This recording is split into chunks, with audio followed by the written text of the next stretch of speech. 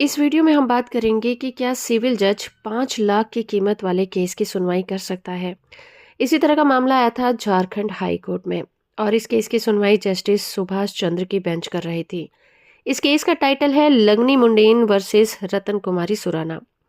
मामले की बात करें तो याचिकाकर्ता लंगनी मुंडेन ने एक जमीन से रिलेटेड मामला दर्ज करवाया था। इसमें उन्होंने सिविल जज के एक आदेश को चुनौती दी थी। इसके मेन केस में रतन कुमारी ने एक प्रॉपर्टी की कीमत 5 लाख लगाकर मुकदमा दायर किया था। शिकायतकर्ता जो कि उस मुकदमे में डिफेंडेंट हैं, उनका कहना था कि प्रॉपर्टी की कीमत बहुत कम लगाई गई है, जबकि उसकी असली कीमत 50 लाख से कहीं ज़्यादा है।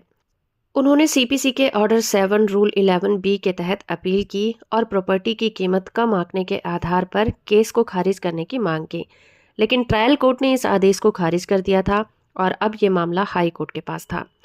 अब हाई कोर्ट के सामने दो अहम सवाल थे। पहला तो ये कि क्या सिविल जज के पास मामले का फैसला करने की पावर है, क्योंकि 5 लाख या फिर उससे कम के मामले मुंसिफ कोर्ट के अधिकार क्षेत्र में आने चाहिए। दूसरा मुद्दा ये कि उस पर इल्जाम ये था कि जानबूझकर प्रॉपर्टी की कीमत कम लगाई गई है ताकि ट्रायल कोर्ट के अधिकार क्षेत्र में फिट बैठ सके। पर हाई कोर्ट ने याचिकाकर्ता की दलीलों को खारिज किया और ट्रायल कोर्ट के अधिकार क्षेत्र की पुष्टि की और प्रॉपर्टी की कम कीमत के आरोपों को भी खारिज कर दिया। उन्होंने कहा कि सिविल कोर्ट के पास असीमित आर्थिक अधिकार क्षेत्र होते हैं और वो कम मूल्य की प्रॉपर्टी की सुनवाई भी अपने यहाँ पर कर सकता है। और रही बात की प्रॉपर्टी की कीमत कम लगाई गई है या नहीं लगाई गई है, ये जांच का मुद्दा है। इसे जांच के बाद ही तय किया जाना चाहिए।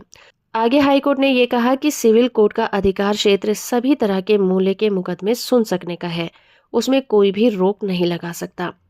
तो हो फ्रेंड कि ये वीडियो आपको इन्फॉर्मेटिव लगा होगा। वीडियो को लाइक और चैनल को सब्सक्राइब करना बिल्कुल मत भूलिएगा।